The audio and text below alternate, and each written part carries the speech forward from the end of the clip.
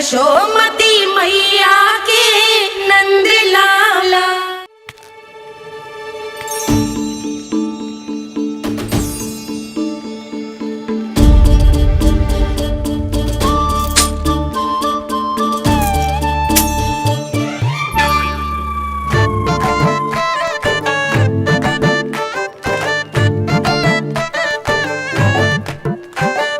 देख वसंता, अब कैसे सारा का सारा माखन बेचकर जे धनी ग्राहक से धन बटोर लेती है तेरी मैया।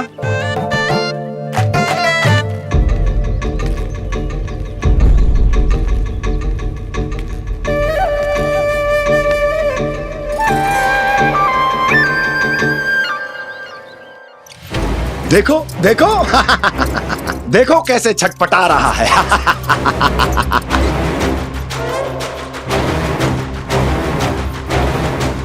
अपने प्राणों को बचाने के लिए कितना व्याकुल है,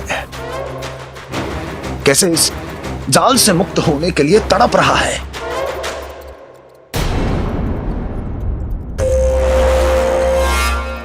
यही दशा गोकुल वासियों की भी होने वाली है, क्योंकि वो भी शीघ्र ही इस चूहे की तरह लोभ के जाल में फंसने वाले हैं। आओ आओ श्रीमान, पधारो। सब झटक लूंगा। हैं? हाँ? सब ले लूंगा।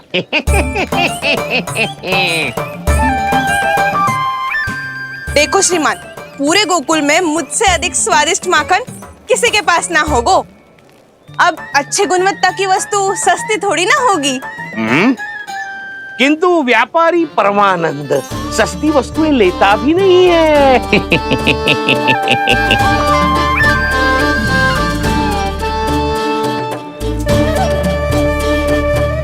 एक बार फिर सोच लो श्रीमान, हर मक्खन के मटके के बदले पूरे 2 सिक्के लेती हूँ मैं। 2 सिक्के? कहीं अधिक तो ना बोल दियो मैंने?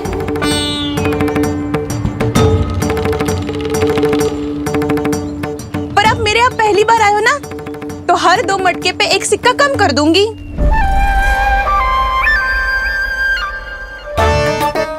चार मटकी लोगे तो 1 और सिक्का कम कर दोगी, लेकिन इससे अधिक कम कर ना पाऊंगी।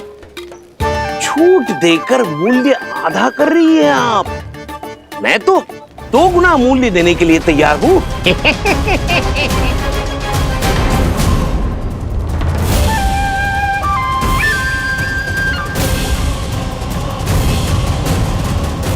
दो गुना मूल्य? 2 गुना मूल्य तो दूंगा, लेकिन मेरी एक शर्त है।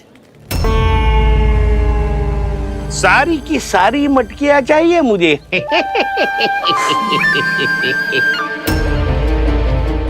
सब तो भाव कम कराते हैं, ये तो बढ़ा रही है। हाँ तो जे भी कोई पूछने की बात है, जे ले लो, जे सारी की सारी मटकियां आपकी। लोभ में आकर लिया गया कोई भी निर्णय लाभकारी ना होता लल्ला। अच्छा जे बता, जो लोभ में आके तूने जे सारे लड्डू खा लिए तो क्या होगो?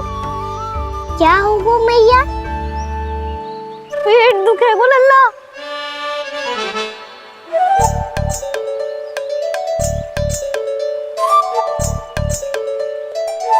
पीड़ा होगी, स्वास्थ्य बिगड़ जाएगो, फिर सोच ले, तू घर से बाहर ना निकल पाएगो।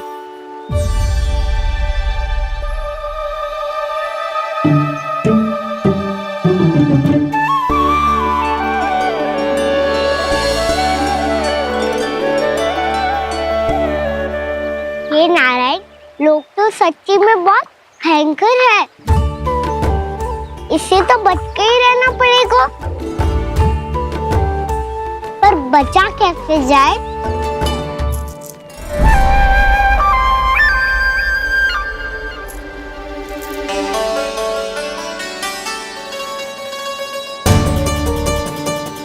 अब फंस गए गांव वाले। जैसे ही ये मेरे सिक्कों की चमक दमक खनक देखेंगे, मेरे जाल में ऐसे फंसेंगे जैसे कि ये मूर्ख स्त्री।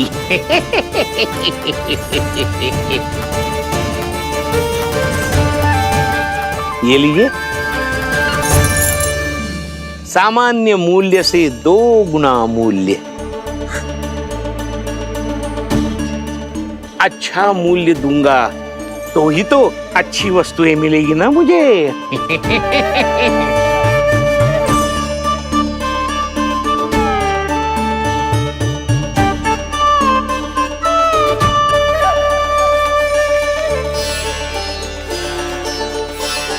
भाइयों, मैं मथुरा का सीधा साधा व्यापारी परमानंद हूँ।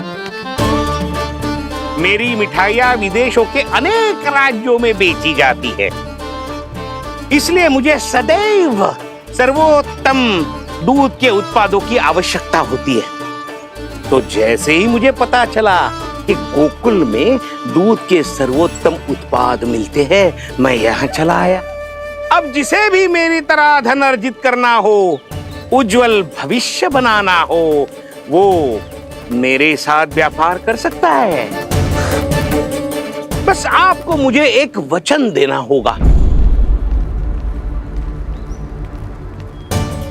अपने आराध्य नारायण का नाम लेके प्रण करना होगा कि आज के बाद आप अपना सारा दूध, दही, मक्खन, घी मुझे और केवल मुझे ही देंगे।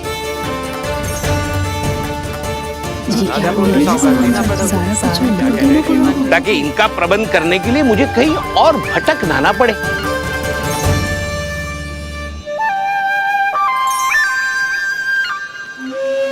जो एक बार लोभ के जाल में फंस गया, वो फिर कभी बाहर नहीं आ सकता। अधिक से अधिक और अधिक और अधिक पाने के लोभ में अपना सब कुछ खो बैठता है।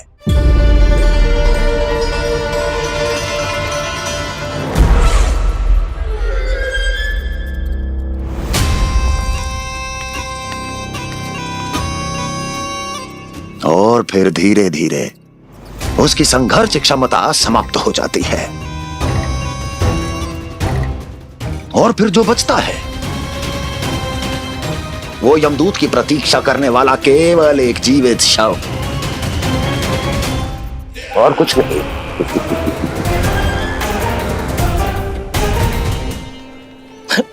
आपको अभी निर्णय लेने की कोई आवश्यकता नहीं है। मैं परसों सूर्यास्त के समय एक बार फिर आऊंगा, तब आप अपना निर्णय मुझे बता दीजिए। किंतु मेरे साथ व्यापार करने पर क्या होगा, इसकी मैं झांकी दिखाऊंगा आपको। आज आप सभी इस हाट में जो लेकर आए हो, वो सब लेकर जाऊंगा मैं, वो भी दुगना मूल्य देकर।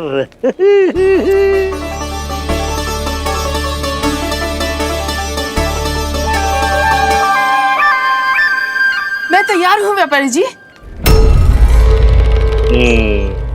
तू खड़ी खड़ी मुँह क्या देख रही है? जा सारी मटकियाँ लेके आ। हाँ मैया।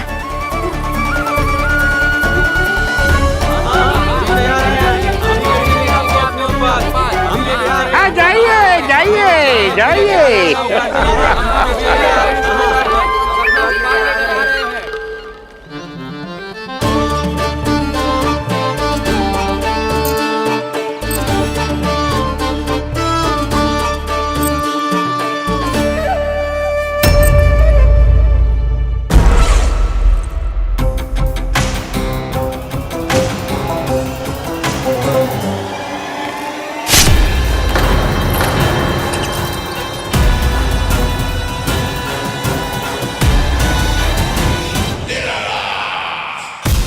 बस इसी तरह जब गोकुल के वासी थक हार कर मेरे चरणों में गिर जाएंगे, क्षमा मांगेंगे, गिड़गिड़ाएंगे, दया की गुहार लगाएंगे,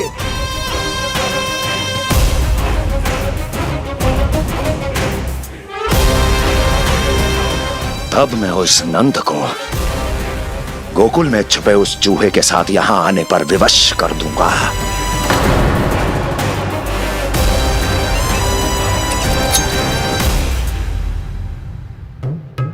इसे तो मैंने प्राण दान दे दिया, उसे नहीं दूंगा। अरे वचन जो दिया है तुम्हें कि सबसे पहले मैं तुम्हारी इन आंखों के सामने उसके प्राण लूंगा और फिर तुम्हारे।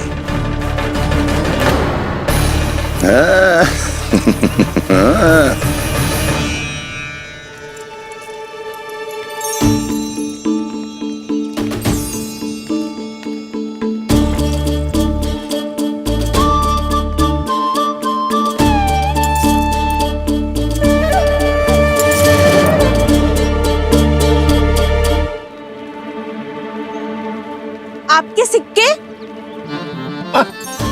अब कौन उतरे, कौन झुके, कौन उठाए? रहने दीजिए, ऐसा समझेंगे धरती माता को दान दे दिया। चलो भाई चलो।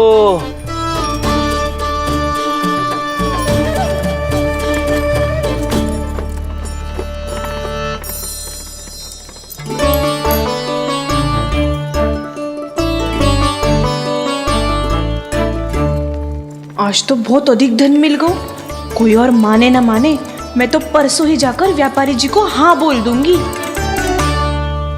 फंस गए गांव वाले। बोलो ना आप दोनों, लोभ वाले राक्षस से कैसे बचा जा सकता है?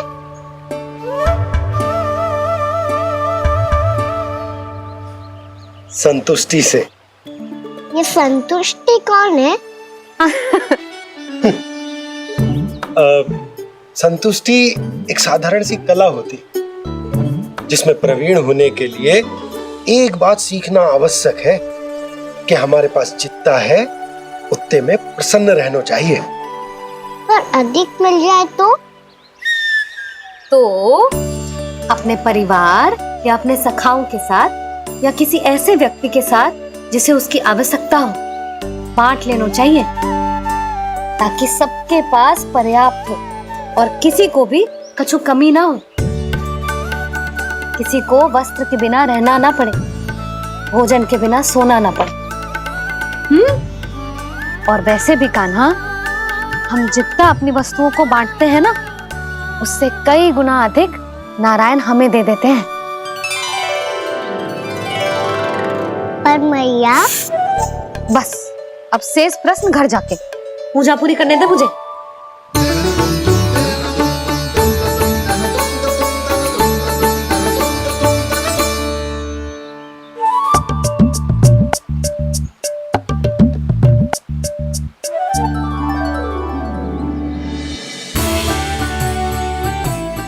मैया ने भोग चढ़ाने तक ठहरने को कही थी, अब तो चढ़ गो भोग।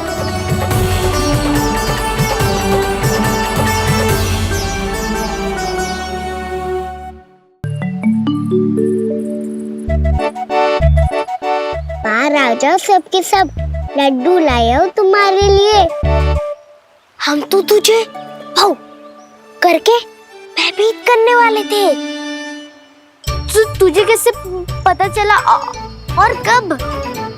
जब से तुम सबने हाथ में मेरा पीछा करना आरंभ किया था, तभी पता चल गया था मुझे। मैं भी तुम सबके साथ आने वाला था, पर मैया ने रोक लियो। इससे पहले कि मैया मुझे रोक ले, भागो।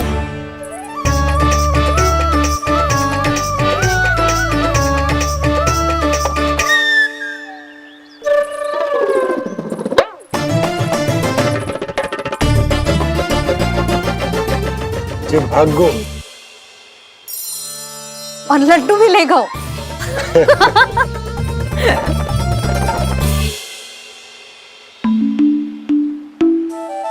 क्या होगा? फिर लड्डू लुप्त हो गए, लल्ला लुप्त हो गए, परंतु तुम्हारा घबराया हुआ स्वर अभी तक 10 दिशाओं में ना गूंजो। आप तो ऐसे कह रहे हो जैसे मैं सदैव घबरा के आसमान सर पे उठा लेती हूँ। मेरा जे अर्थ ना है यशोदा। ना ना, मुझे पता है। मैं लल्ला को लेके अधिक चिंतित हो जाती हूँ, पर इस समय मुझे कछु चिंता ना है, क्योंकि मुझे पता है वो लड्डू लेके सीधा कहाँ गया होगा। वहीं जहाँ पूरी टोली मिलके खेलने जाती है, जानकी के घर के पास वाले मैदान में। आ जाओ रे सबके सब, घेरा बना लो, सब लोग बैठ जाओ।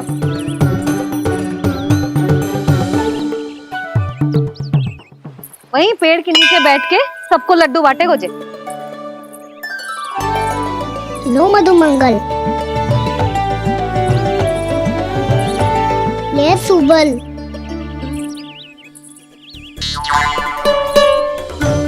वसंता तू भी ले।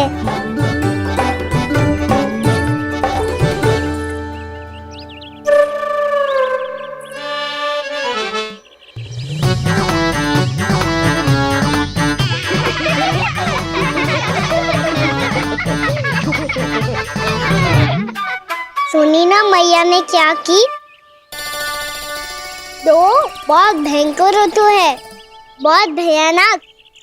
ताई जी ने ये भी तो कही थी कि आवश्यकता से अधिक की इच्छा करना लोभ हो तो है, पर मेरी तो आवश्यकता ही अधिक है कान्हा।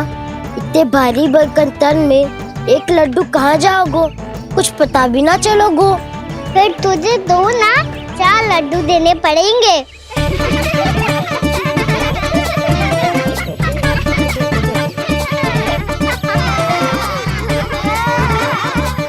जितना उपवास करना है कर लो, पर लड्डू तो दो।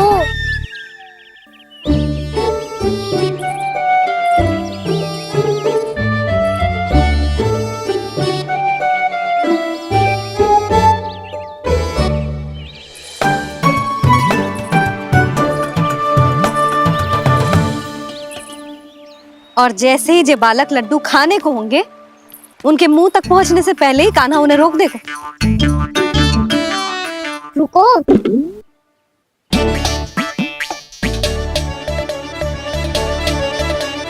रुक क्यों दियो कान्हा?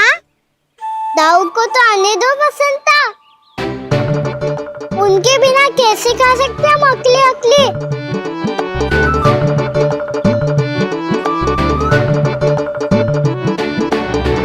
पर तुम्हें ये सब कैसे पता है यशोदा? अरे एक मैया से अधिक अपने संतान को कौन जानता है भला? कान्हा अपने दाऊ के बिना कुछ कर ही ना सकता।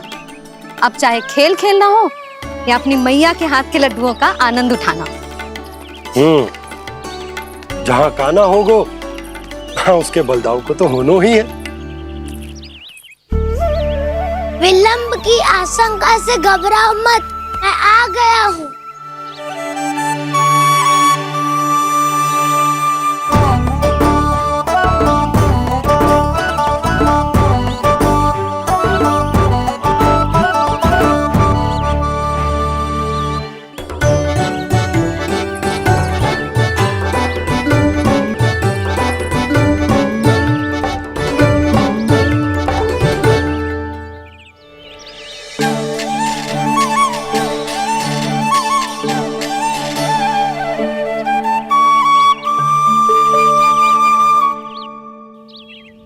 ऐसे ही बैठे रहोगे कि कोई खेल भी खेलोगे?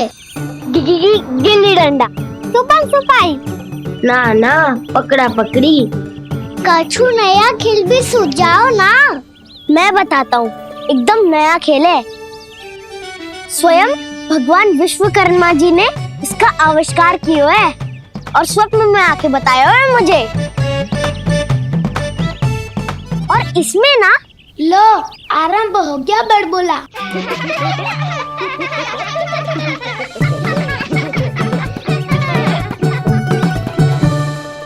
अरे पर खेल का नाम तो बता उज्जवल। खेल का नाम है साथी दौड़।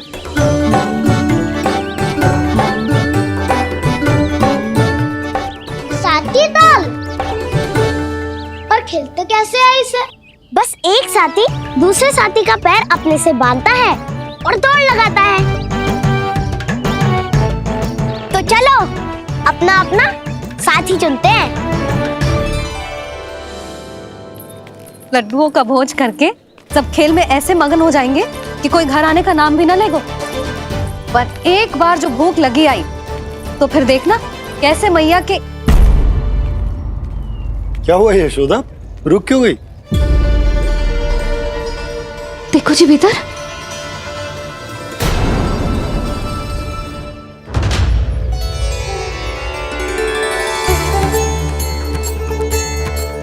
ये कौन है? जैसे साक्षात मैया लक्ष्मी।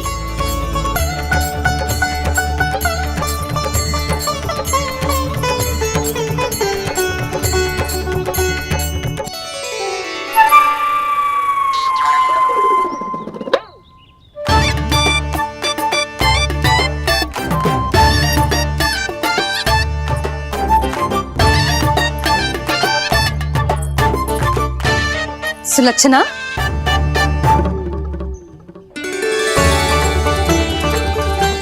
जशोदा जी, नंदराज, नारायण नारायण। नारायण नारायण। वो साधु महात्माओं की तरह अपना भविष्य देख रही थी। दोनों हाथों से धन बरस रहा था। स्वर्ण के सिक्कों के सागर में तैर रही थी। लग तो है दीवा स्वप्न देख रही थी। और सुलक्षणा बताओ, कैसे आना हुआ, वो भी इस वेशभूषा में? अच्छी लग रही हूँ ना मैं, रानी जैसी? क्षमा करना, वो तो आप हो ना। अब बताओ भी, ये सब क्या है? जे ही तो धनवान बनने का संकेत है जशोदा जी। अब बहुत सारा धन आएगा तो धनवान दिखना भी तो चाहिए कि ना। कहना क्या चाहती हो? जे ही कि साक्षात कुबेर भगवान आए हैं गोकुल को समृद्ध करने। हैं?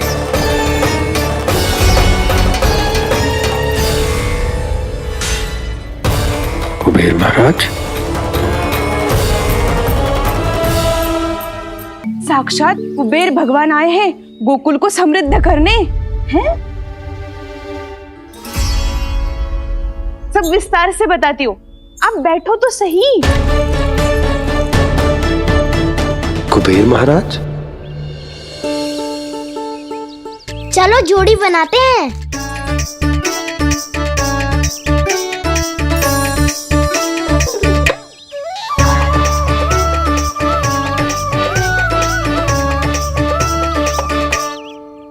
मुझे तो किसी ने ना चुनो, मैं क्या करूं? अरे सुबल, तुझे तो सबसे महत्वपूर्ण भूमिका निभानी है। जो भी उस चट्टान को छूकर तेरे पास सबसे पहले पहुंचेगा वो जीत जाएगा।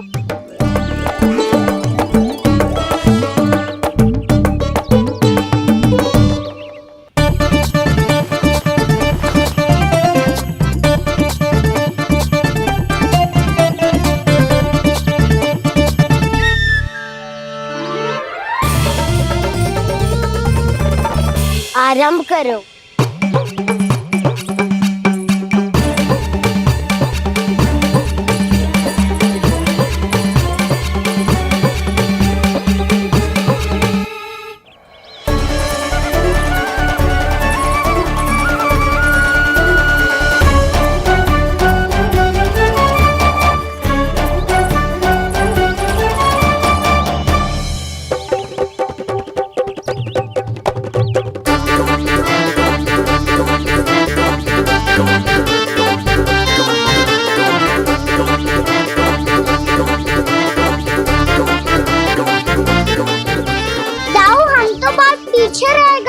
चिंता मत करो कान्हा, दौड़ के आरंभ में ही सारी शक्ति लगाने से हारने की आशंका बढ़ जाती है। देखो वो दोनों थक रहे हैं, यही समय है अपनी गति बढ़ाने का।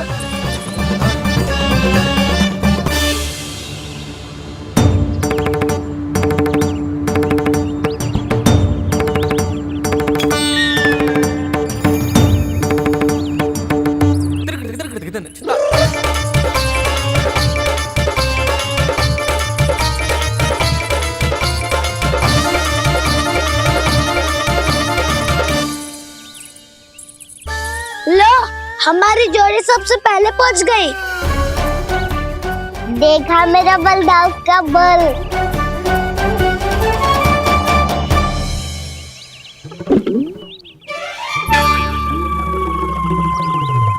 ताऊ, वो देखो।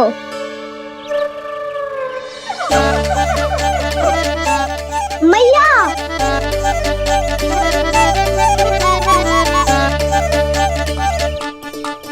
अपने परिवार या अपने सखाओं के साथ या किसी ऐसे व्यक्ति के साथ जिसे उसकी आवश्यकता हो बांट लेना चाहिए, ताकि सबके पास पर्याप्त हो और किसी को भी कछु कमी ना हो, किसी को वस्त्र के बिना रहना ना पड़े, भोजन के बिना सोना ना पड़े।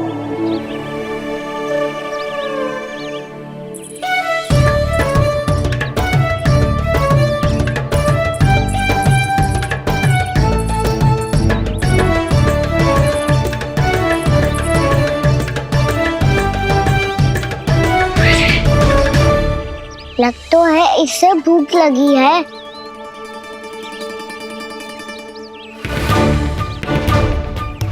मेरी और क्या देख रहे हो? तुम्हारी पोटली में कुछ तो होगा, दे दो उसे। मेरे नैना मैया ने क्या की थी? जितना हम किसी और को देते हैं ना, उससे अनेक गुना नारायण हमें वापिस कर देते हैं।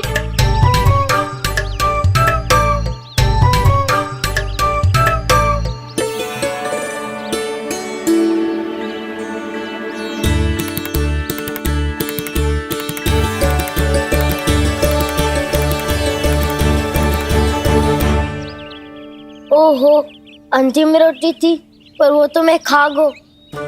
अब तो बस मेरे हाथ में माखन लगा रह गो है।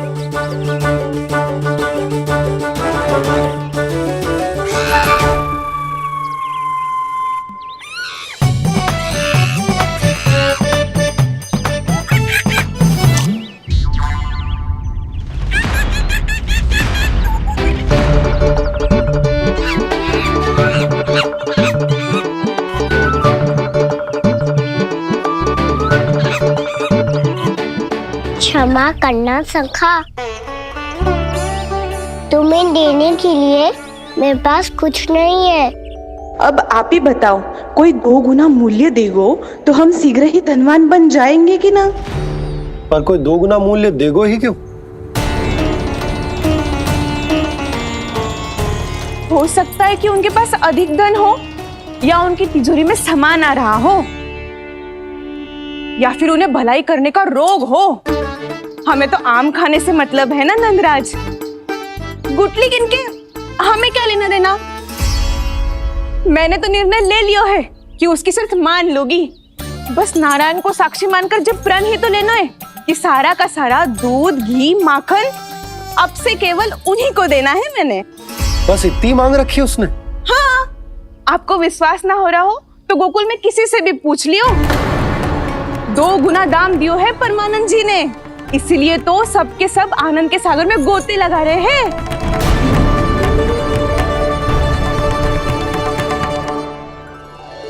हे नारायण, सुनी है गांव वालों को 2 गुना लाभ हुआ है आज, पर मैं तो माखन बेच ही ना पाई, क्योंकि हाट जाने के लिए कोई साधन ही ना मिलो मुझे।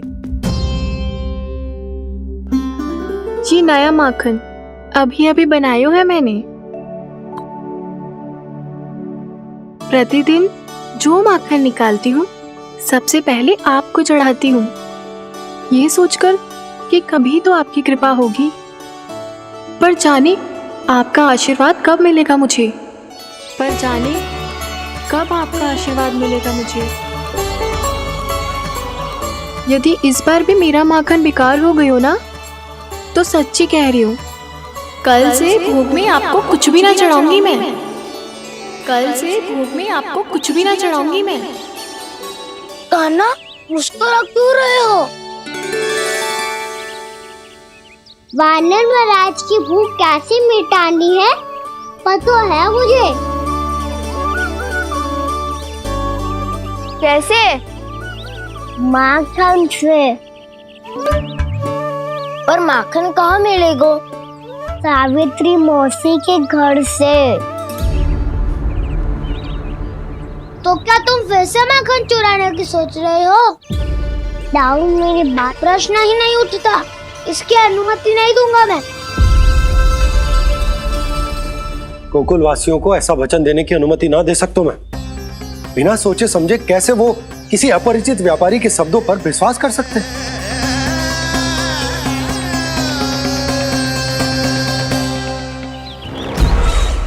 महाराज, गोकुल वासियों को अब धन के जाल जंजाल में फंसने से कोई नहीं रोक सकता। महाराज, मैं धन का ऐसा स्वाद चखा कर आया हूँ कि नंद चाहे जितना प्रयास करे, अब कोई भी गोकुल वासी उसके हित वचन सुनेगा भी नहीं। महाराज,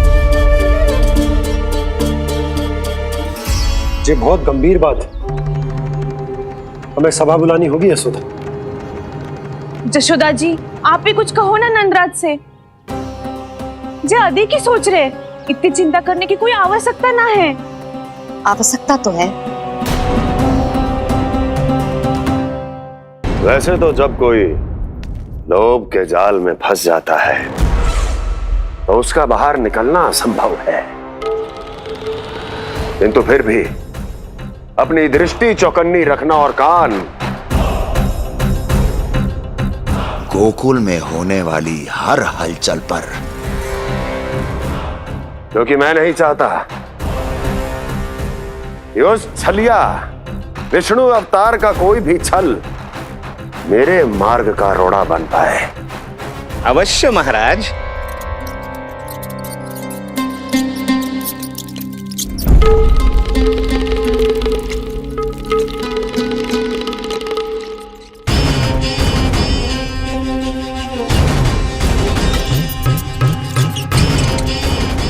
लोभ,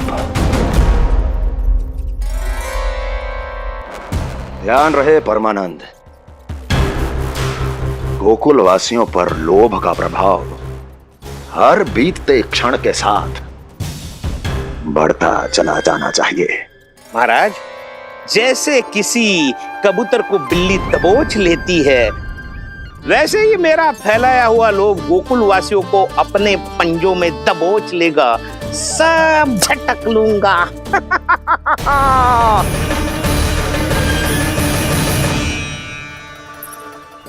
इससे पहले कि माखन पीला पड़ जाए, उसे आंच में तपाकर घी निकाल लेना चाहिए ना, तो पूरा का पूरा माखन बिगड़ जाता है।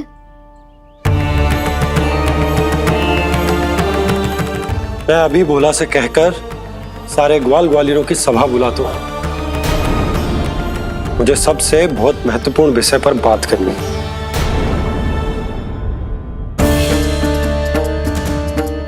मति भ्रष्ट हो गई थी मेरी, जो यहाँ चली आई। अब कहीं ऐसा ना हो कि मेरा धनवान बनने का स्वप्न धरा का धरा रह जाए।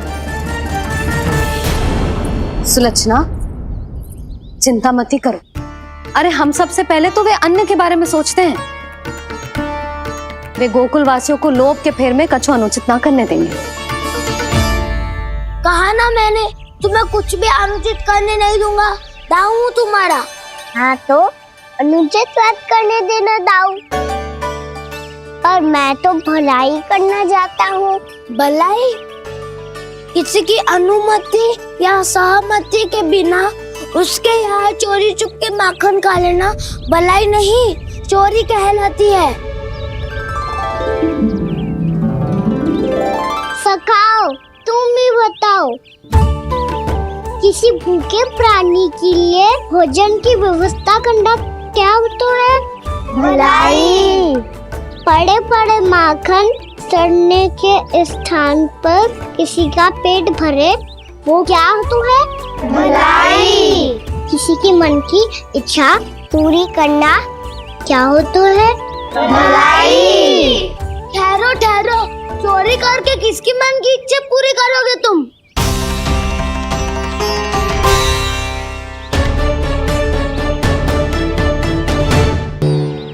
और किसकी दाऊ?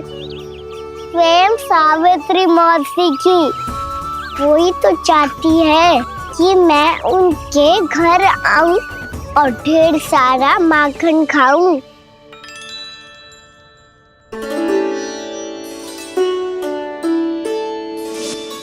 तो फिर अगला घर आपका।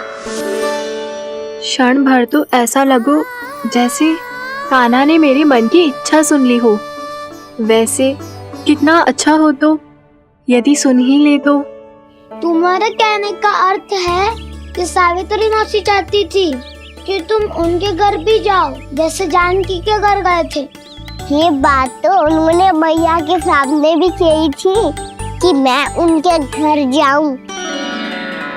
ये तो उनका सौभाग्य होएगा। किसी का सौभाग्य बिगाड़ते इतने बुरे ना है हम। ये बात तो सही कही है। मुझे भी कुछ अनुचित ना लगता है इसमें। तुम तो सत्यवादी हो मधुमंगल, तुम्हें क्या लगता है? अब बोल भी दो, वानर महाराज भूखे हैं। वानर महाराज से अधिक भूखा तो मुझे तू लग रहे हो। यदि कान्हा सच्ची में ये सब वानर महाराज की भूख मिटाने के लिए और सावित्री मौसी की इच्छा पूरी करने के लिए कर रहा है, तो दादी के सीख के अनुसार मुझे इसमें कछु अनुचित ना लगता। पक्का हम सच में चोरी नहीं भलाई करने जा रहे हैं। सही कहा दाऊ। यदि भूखे असहाय वानर महाराज का पेट भरोगे तो इसका असली पुण्य तो सावित्री मौसी को ही मिलेगा। इसका अर्थ तो ये हुआ कि कान्हा सावित्री मौसी का घर माखन चुराने नहीं जाएगा, बल्कि उसे दुगना कर देगा। बात तो सही है, तो फिर मैं तुम्हें नहीं रोकूंगा।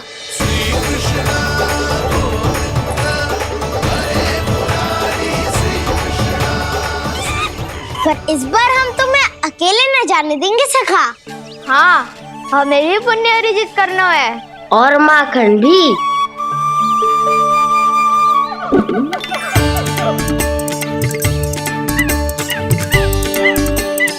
लगता है देव वानर महाराज भी हमारी टोली में सम्मिलित होना चाहते हैं। तब तो ये सबको ये कला सिखानी पड़ेगी। सही कहा सका।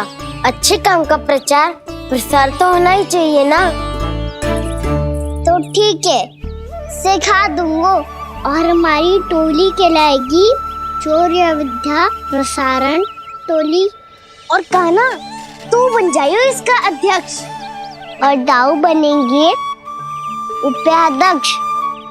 मुझे स्वीकार है। चौर्य विद्या प्रसारण टोली की जय। चौर्य विद्या प्रसारण टोली की जय। और सुनो क्या करना है और कैसे।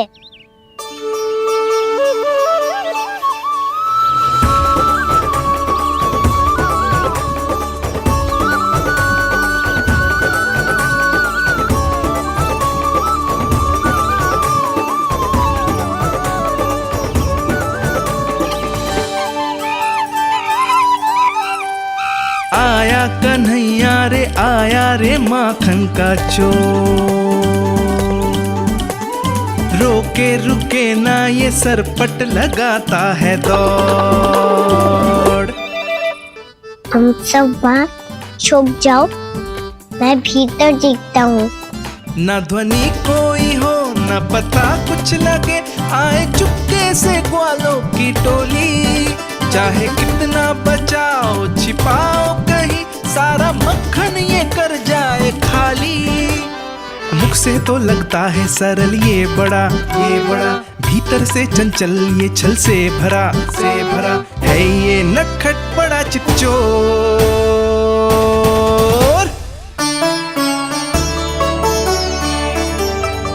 इतनी ऊपर टांग रही हो मौसी। कान्हा सच में आ गयो तो मैं तो धन्य हो जाऊंगी।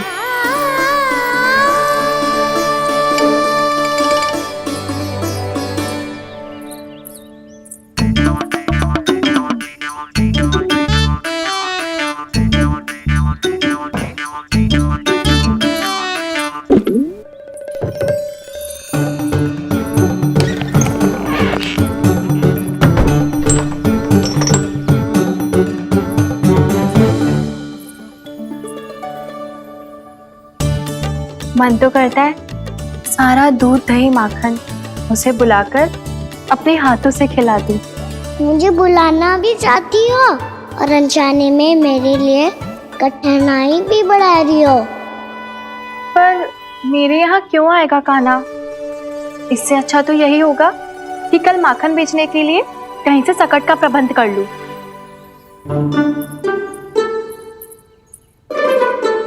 छुप जाओ छुप जाओ।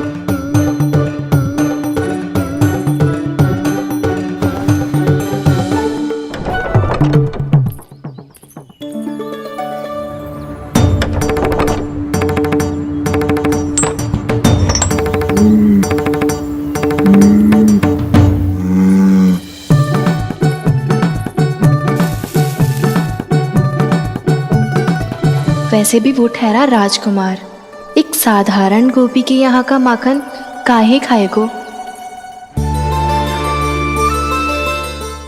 तो भी बावली हो गई है सावित्री। कान्हा आना भी चाहे तो इतनी दूर आएगा कैसे?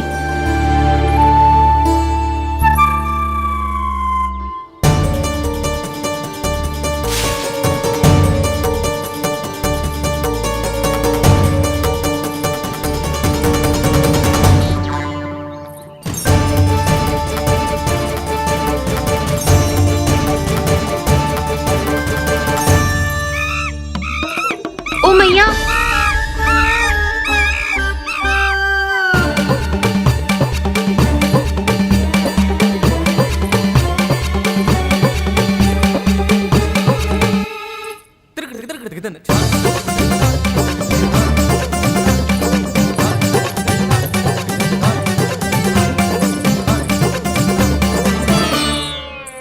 सब खड़े हो जाओ।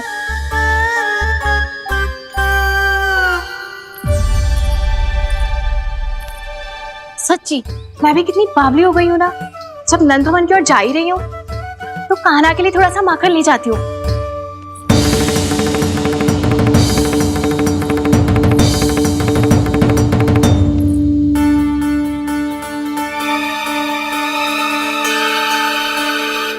कान्हा, यहाँ ये मेरा स्वप्न है या फिर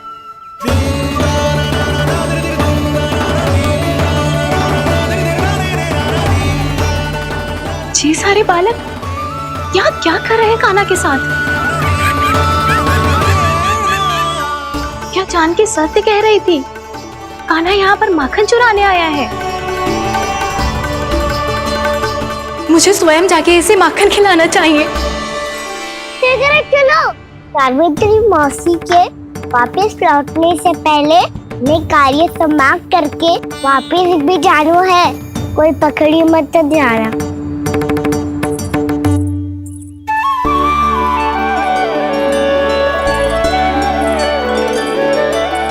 ये मुझे देख के भागो तो ना, ये जो कर रहा है, जैसे कर रहा है, मुझे करने देना चाहिए।